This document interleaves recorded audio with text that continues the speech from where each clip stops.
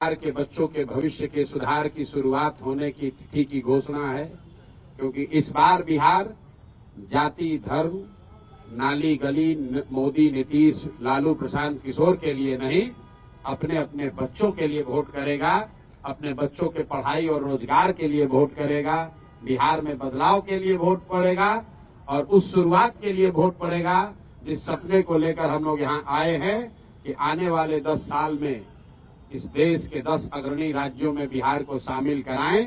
एक ऐसा भी दिन आए जब यूपी, पंजाब, हरियाणा, गुजरात, महाराष्ट्र से लोग बिहार में नौकरी मजदूरी करने आए, वैसी व्यवस्था बनाने के लिए वोट पड़ेगा। कोई कितना भी प्रयास कर ले, ये परिवर्तित होने वाला नहीं है।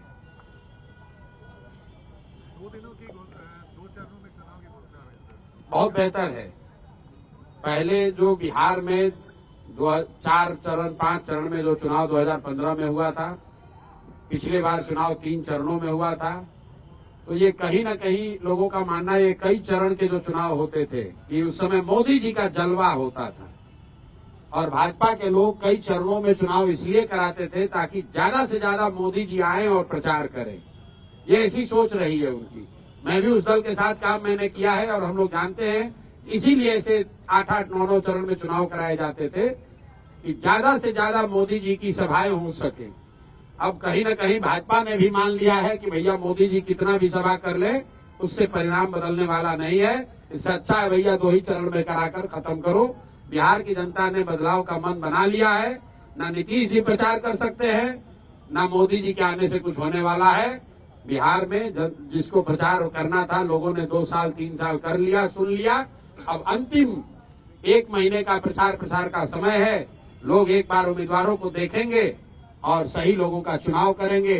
जनसुराज ही एकमात्र ऐसा दल है जो कह रहा है कैमरे पर कि मेरे भाई एक बार संकल्प लो, अपने बच्चों के लिए वोट दो, सही लोगों को जिता कर लाओ। अगर जनसुराज से भी गलत आदमी खड़ा हो जाए उसको भी हराओ। हर हालत में इस बार बिहार के लोगों को संकल्प लेना है कि अच्छा आदमी ही जीतना चाहिए।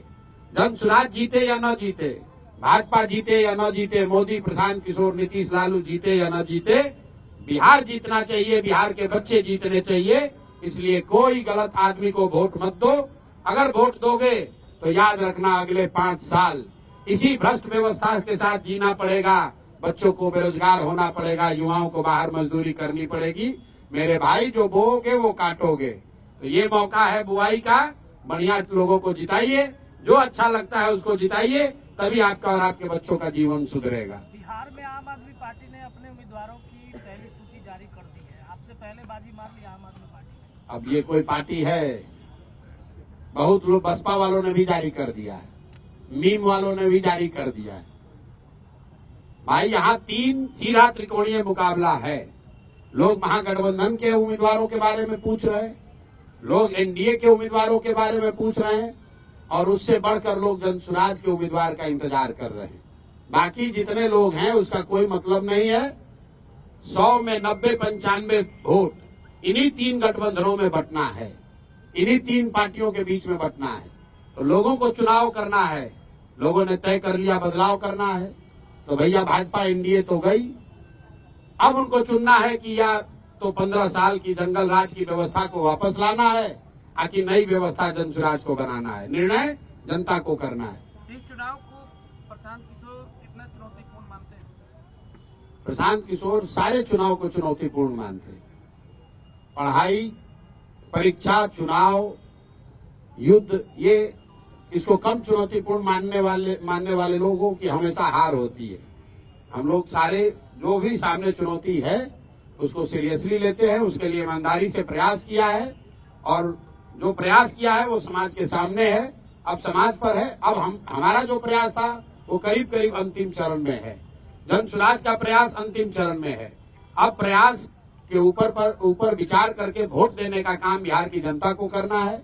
जीत हार प्रशांत किशोर की नहीं होनी है, जीत हार जनसुराज की नहीं होनी है। जीत हार बिहार के लोगों की सोच की होनी है कि आप अगर अच्छे लोगों के साथ खड़े हैं कि आप गलत भ्रष्टाचारियों, लुटेरों के साथ रहना चाहते हैं, बिहार की जनता को तय करना है। जैसे ही आप प्रत्याशियों के नाम का ऐलान कीजिएगा वैसे ही आपकी पार्टी में भगदड़ मचेगी। भाई ऐसा है, विरोधी पिछले 3 साल से कुछ न कुछ कहे ही जा रहे हैं।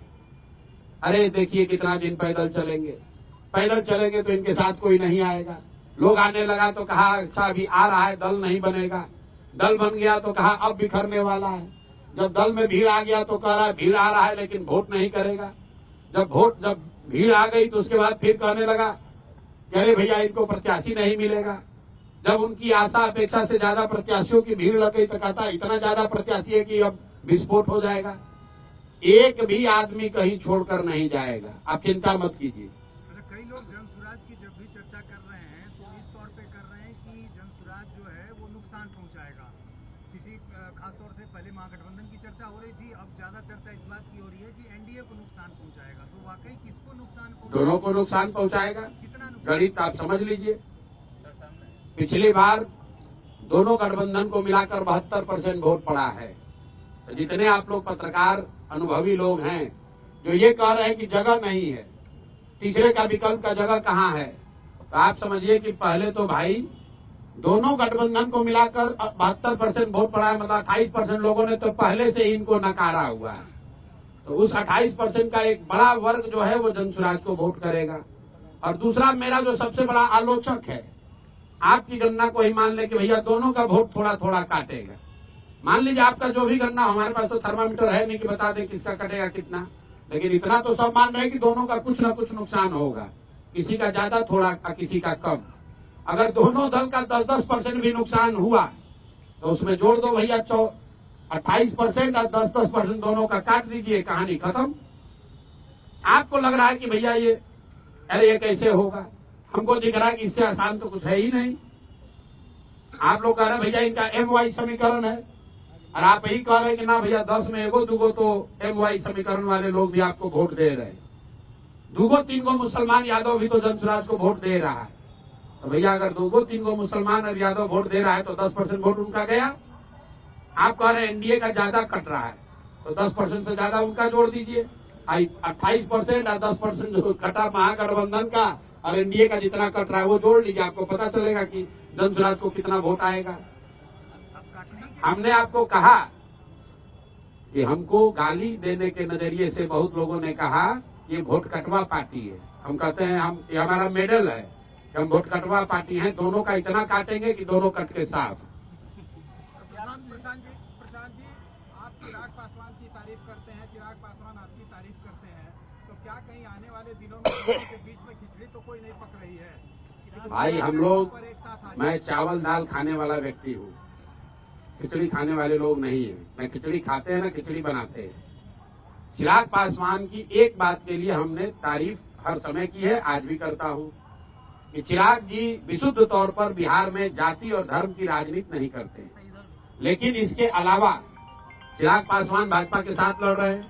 हमने कहा कि वो बिहार से राजनीति करते हैं, बिहार की राजनीति नहीं करते हैं। बिहार की बात करते हैं लेकिन बिहार की बात के लिए खड़े नहीं होते हैं। और अभी वो एनडीए में चुनाव लड़ेंगे तो हमारे आमने सामने चुनाव होगा। उनको 20 सीट मिलेगा कि 25 हम ये जानते नहीं है, लेकिन जितना भी मिलेगा उसमें तो सीधे उनसे और हम लोगों के प्रत्याशियों से मुकाबला होगा। तो समझौते की सवाल कहाँ है? इस बार मंत्रियों को चिट्ठा खोलने वाले हैं प्रशांत किशोर, लोग उम्मीद से देख रहे हैं। यार लोग चुनाव देख रहे हैं कि चिट्ठा खोलना देख रहे हैं? चिट्ठा खोलना देख अब रहे हैं। देखिए प्रशांत किशोर की जनसुराज की ताकत। चुनाव से ज्यादा इस बात की लोगों को चिंता है कि प्रशांत किशोर किसका चिट्ठा खोलने वाले हैं। जो सबसे बड़े चोर है उनका चिट्ठा फिर खोला जाएगा। आप लोग भी कुछ खबर है तो दे दीजिए, आपका भी शामिल कर लेंगे उसी में। माननीय सांसद पप्पू यादव बताएं कि प्रशांत किशोर सबसे बड़े जातिवादी नेता हैं। सब व्यक्ति के जवाब देना जरूरी नहीं। प्रशांत जी, आप कई बार कह चुके हैं कि पहले लड़ाई एनडीए और जनसुराज के बीच में, अभी भी कह रहे। अभी आपने कहा कि एनडीए चली गई, अभी भाजपा अरे भाई चली गई मतलब हारना निश्चित है, इसलिए कि उनका डिनोमिनेटर वोट का बड़ा है। महागठबंधन जो है उसका टोटल वोट का टारगेट ही 30-35% है।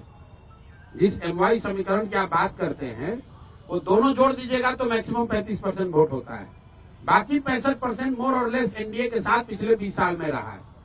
तो निश्चित तौर पर मुकाबला एनडीए से है। प्रधान जी, बिहार में जातीय राजनीति होती है, स्वीकार कोई नहीं करता। अभी बार-बार MY समीकरण का हवाला देकर हम बोल रहे हैं, तो क्या जनसुराज भी जातीय समीकरण का ख्याल रखेगी? जातीय समीकरण का ख्याल रखने का मतलब क्या है? हर पार्टी के पीछे कोई ना कोई समीकरण रहता है, जैसे बार-बार आरजेडी के बारे हम लोगों ने समीकरण दिया है कि जो आधे हिंदू भाजपा के खिलाफ, एनडीए के खिलाफ वोट कर रहे हैं, उन आधे हिंदुओं के साथ 20% जो मुसलमान हैं, उनका जो समीकरण है, सामाजिक राजनीतिक गठजोड़ है, वही जनसुराज का आधार है। अशोक चौधरी का चैप्टर क्लोज हो गया या फिर और भी खुलासा करेंगे? थाना में सुने हैं पानी पिला पिला के मारना, सुने हैं? तो इनको पहले एक बार बोले तो ये एक 25 करोड़ में टिकट खरीदे हैं तो मानहानि का ही हमको नोटिस भेजे थे। फिर इन पर जब खुलासा हुआ ये फर्जी तरीके से प्रोफेसर बने हैं तो आप लोग के चैनल पर आकर बोले कि प्रशांत किशोर को सुप्रीम कोर्ट तक लड़ाएंगे। फिर इन पर जब 200 करोड़ के बेनामी संपत्ति का हुआ तो हमको 100 करोड़ का नोटिस भेजे हैं। तो फिर हम बोल रहे हैं कि अभी आगे और करेंगे, तो बेचारे अब डर के मारे लिख कर कह रहे कि ना न्यायालय में नहीं लड़ेंगे, अब जनता के अदालत में लड़ेंगे। तो पानी इनको पिला दिया। जो सुप्रीम कोर्ट में लड़ने का दावा कर रहा था वो डर के मारे कह रहा न्यायालय में नहीं, जनता के अदालत में लड़ेंगे। और जनता के अदालत में कहीं चुनाव लड़ेंगे? तो पहले आप लोग अब पूछ लीजिए कि अगर अशोक चौधरी कहीं से चुनाव लड़ रहे हैं तो वो बता दीजिए, और नहीं लड़ेंगे तो सरेंडर कर दिए। आपका तय हो गया कहाँ से लड़ेंगे आप? हाँ बिल्कुल, अभी घोषित कर देंगे। अभी अभी जब 9 तारीख को, नहीं, आप 9 तारीख तो हमारा अलग से नहीं ना घोषित होगा। अच्छा, यानी 9 तारीख को लिस्ट जारी होगी तो उसमें आप देखिएगा कि कौन कहाँ से लड़ रहा है। सर, आपके हिसाब से ऐसा माना जाए कि आज प्रशांत किशोर का भी नाम हो सकता है, बिल्कुल हो सकता है। मुख्यमंत्री ने आज पटना मेट्रो का उद्घाटन किया, आज उनका ये लास्ट उद्घाटन होगा? लास्ट उद्घाटन है नवंबर में, 9 दिसंबर तक। अगला हमने बहुत दिन पहले बोला है, इस बार जब मकर संक्रांति के दिन बोला था कि ये लास्ट दही चूड़ा आप खा रहे हैं, एक अन्य मार्ग पर आगे खाने को नहीं मिलेगा। मेट्रो स्टेशन अच्छी तरीके से लिख लीजिए इस बात को, अगला दही चूड़ा नीतीश कुमार एक अन्य मार्ग पर नहीं खाएंगे। अगर खाएंगे तो आप आकर हमसे पूछ लीजिएगा। एक जमाने में जब लालू यादव बोलते थे तो पूरा देश सुनता, आज प्रशांत किशोर बोलते हैं तो पूरा देश सुनता नहीं, तो वोट भी मिलता था उनको। आपको भी पूरा देश सुन रहा है, आपको भी उसी हिसाब से वोट मिलेगा। देखिए लालू जी क्या बोलते थे, क्या सुनता था, कौन सुनता था, ये मैं नहीं जानता हूँ। मैं ये जान रहा हूँ कि जो जनसुराज कह रहा है, जो प्रशांत किशोर कह रहे हैं, वो लोग इसलिए सुन रहे हैं कि लोगों की जिंदगी से जुड़ी हुई बात हम लोग कह रहे हैं। हम लोग जाति धर्म की बात नहीं कर रहे हैं। आप लोग यहाँ पत्रकार हैं, आपने कोई बिहार का चुनाव देखा जहाँ पर इतनी सरकारी घोषणा हुई हो चुनाव के पहले? सरकार ने तिजोरी खोल दिया, हर आदमी को एक तरह से सरकारी तरीके से घूस देने का कोशिश किया है। प्रशांत किशोर 1 साल से कह रहे हैं भैया चुनाव आएगा, नेता और सरकार पैसा देगी, 500, 1000, 2000, 5000 रुपया जो पैसा दे पैसा ले लो, लेकिन इससे संतुष्ट नहीं होना। अपने बच्चों के लिए रोजगार, पढ़ाई मिले उसका जुगाड़ कर लेना मेरे भाई। 10,000 रुपया दिया है, 1 महीना में खत्म हो जाएगा, लेकिन बच्चे को रोजगार मिलेगा, जीवन सुधर जाएगा। तो नीतीश कुमार की जो सरकार है ये जनता से 5 बरस लूटा है और उसी लूट के पैसे से 2000, 4000 रुपया दे के फिर वोट खरीदने की कोशिश कर रहे हैं। कहीं कोई माहौल नहीं है। लाखों करोड़ रुपया सरकार ने बांट दिया, फिर इतना होने के बाद तो हर जगह नीतीश होना चाहिए था। कोई कहीं चर्चा नहीं है, सिर्फ और सिर्फ एक ही बात अभी लेकर बैठे हुए हैं कि जातीय समीकरण है, लालू जी के डर से हमको वोट पड़ जाएगा। इसके अलावा कहने के लिए कुछ नहीं है उनके पास। प्रचार भी नहीं करने को तैयार है। 2 चरण में चुनाव हो रहा है। यही भाजपा वाले 2015 में 5 चरण का चुनाव कराए थे, 1.5 महीना चुनाव चला था। अब इतना भी विश्वास नहीं है कि मोदी जी के आने से वोट